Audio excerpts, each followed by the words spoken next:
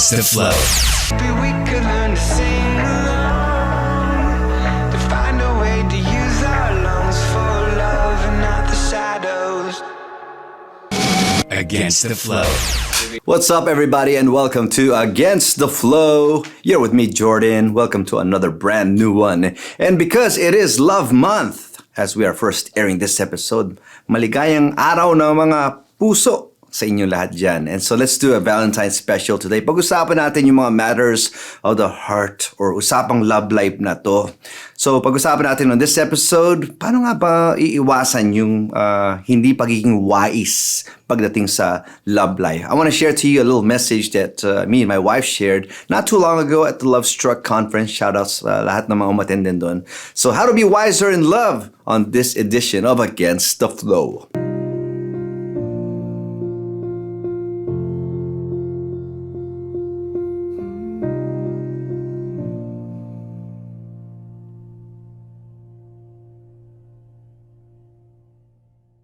You are on ATF with me, and today's official hashtag is hashtag ATF, Wiser in Love.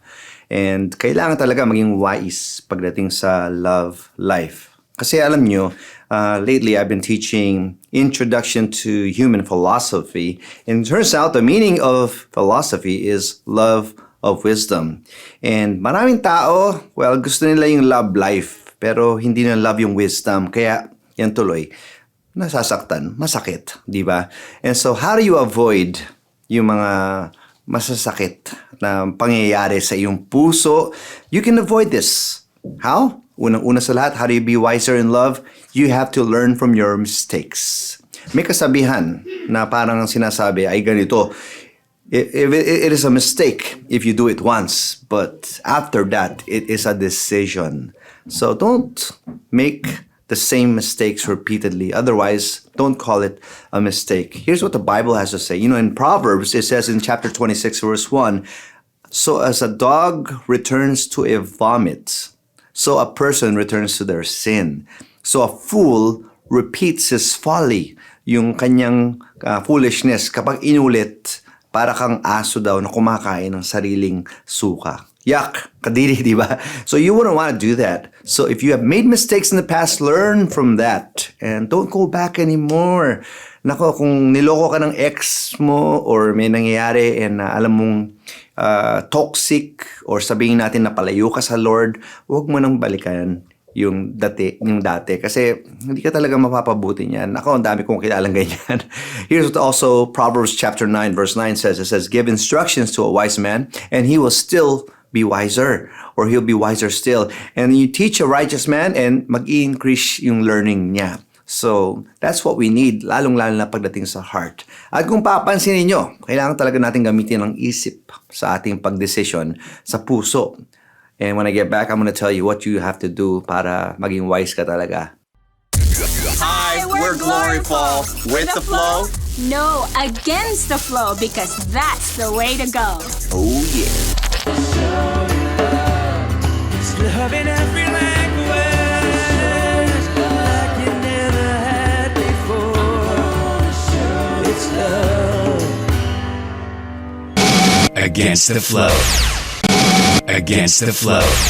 Back here on ATF, we're talking about how to be more wise sa iyong love life or wiser in love. How do you do that? Number 2 is this. You have to take a different approach or try something new or different. Ako, from experience, in the past, basta meron akong nakita na, nakyutan ako, nagandahan ako, talagang ligaw na agad or pursue ka agad, or diba, or pakit ka agad ako, ganun.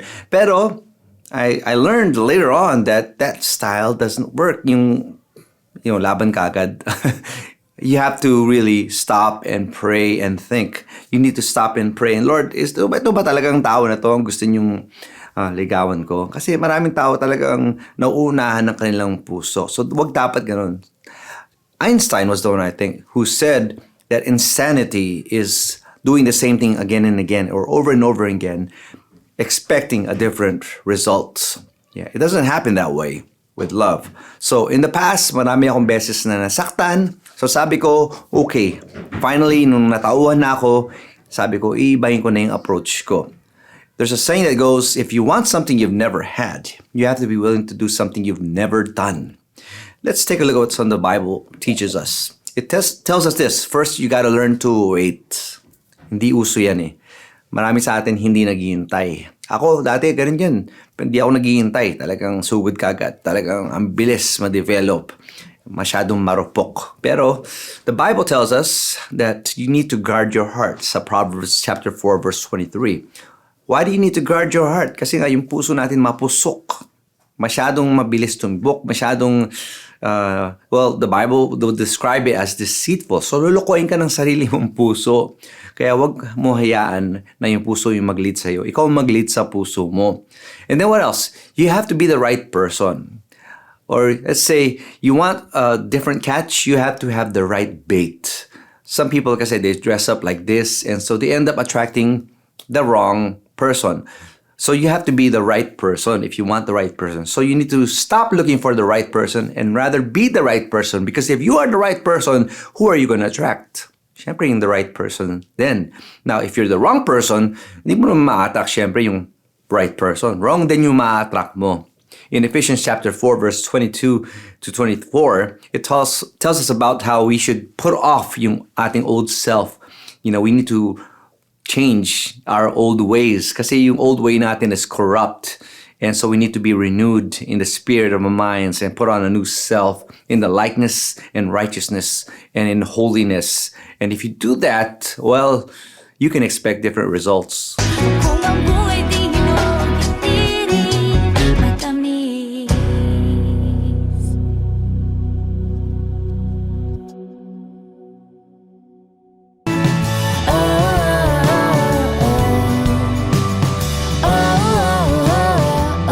I'll wait for you. We are against the flow and we're talking about being wiser in love today.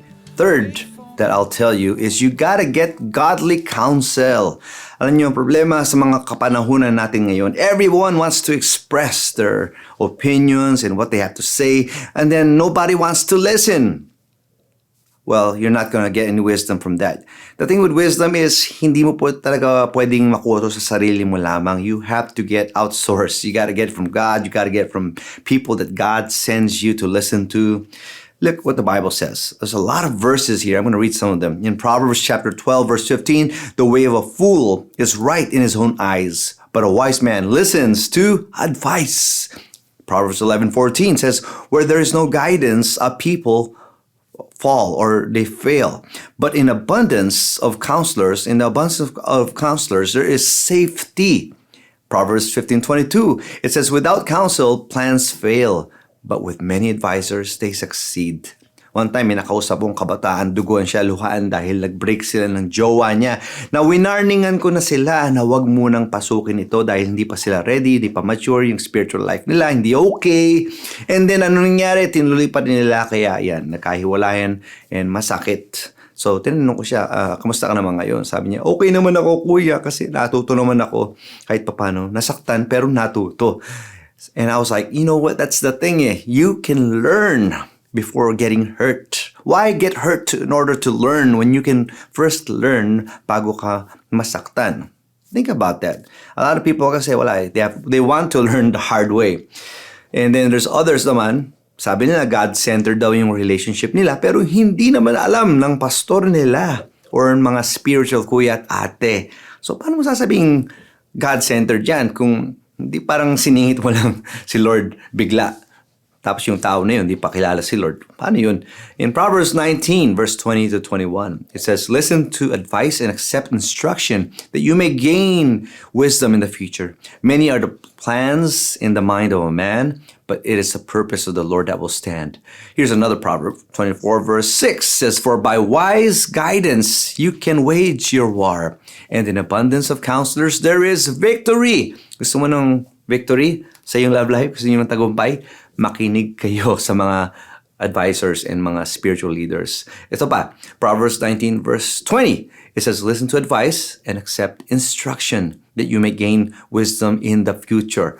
One more, Proverbs chapter 1 verse 5. Let the wise hear and increase in learning, and the one who understands obtain guidance. Alam niyo ako, sa totoo lang, in the past, wala akong pinagpapaalaman. Hindi ko pinapaalam sa Lord, hindi ko pinapaalam sa nililigawan ko, hindi ko pinapaalam dun sa parents or sa aking mga kuya at ate.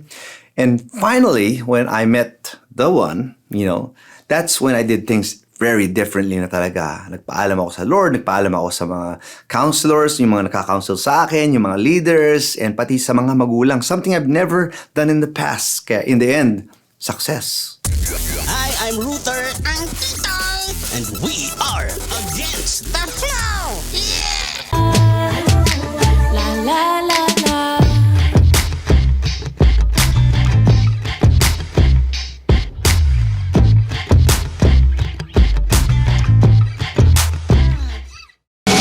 Against the flow. Against the flow. We're back here on ATF. You want to be wiser in love? You got to trust in the Lord. You have to leave everything sa Kanya talaga. Remember, the real goal is not na magka-partner ka, magka-jowa ka, or magka-asawa ka. It's just really about being faithful to God. And then, hahayaan mo na si Lord na mag-direct ng buhay mo or maging author ng love life mo. And just really surrender everything to Him. Don't be a Mr. Know-It-All. Be a Mr. Give-It-All to the Lord. Ganun dapat. And so here's what the Bible says in James chapter 1 verse 5. If any one of you need wisdom, ano ang kailangan gawin? Tawag ka sa Lord. Sa Kanya ka humingi and He will give you the wisdom that you need. Ang problema sa mga karamihan ng mga kabataan, lalong-lalo na, is pagdating sa love. Naku po, hindi nila pinagpe-pray ng maayos kaya eengot-engot. Parang ewan, di ba? Pagdating sa love life, it's no wonder yung relationship ay naging fail or nagkakaroon ng pangit na outcome. Because in the first place, hindi mo dinaan sa tamang proseso. Hindi mo pinag-pray. Dapat binababad mo yan sa panalangin. Lord, siya na ba talaga? Bago ka sumugod, hindi yung susugod ka na at pag nandun ka na, saka ka lang hihingi ng blessing ng Lord. Bago ka sumugod, humingi ka ng blessing ng Lord. Hindi yung tutry mong humingi ng blessing sa Lord, hindi naman talaga yan yung will sa'yo. Pinilit mo lang. Diba? In the Old Testament, there are some stories that I've just read na sumugod yung mga tauhan ng Lord, yung mga people of God. And God says, nope, you don't have my blessing. And guess what happened to them? They were defeated. And that's the same thing with us. Proverbs 3, 5-6. What does it say? Trust in the Lord with all your heart.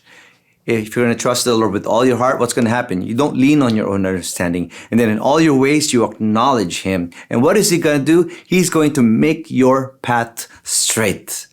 Now, if you are on the right path and someone out there is also in the right path, maybe pagsasamahin kayo ng Lord, malay nyo, nandyan na siya, di ba? Basta ang mahalaga, kasama si Lord sa picture. At siya yung mag-guide sa atin talaga. What's up, hardcore worshippers?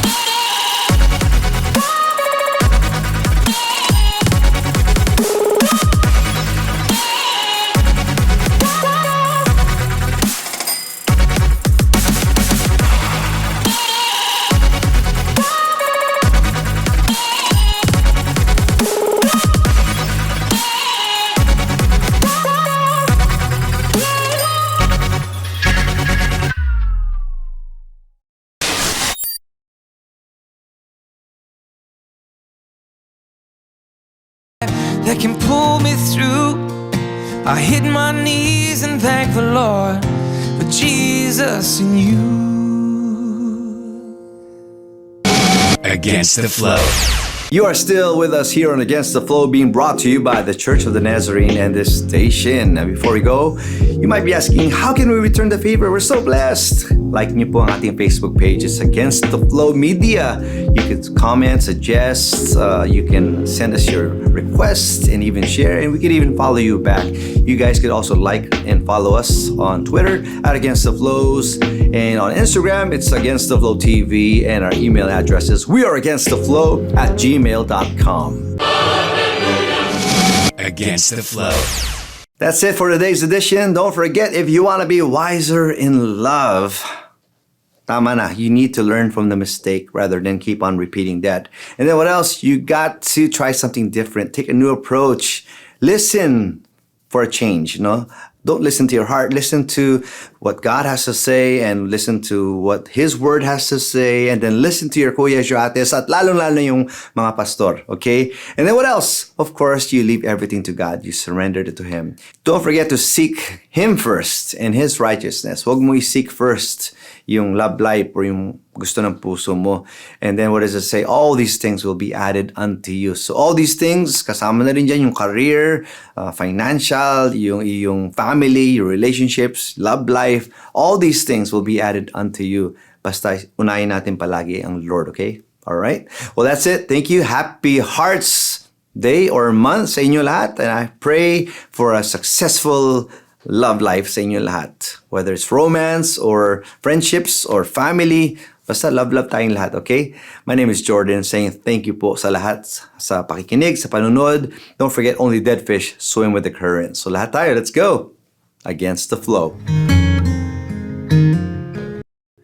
'Cause love never fails you.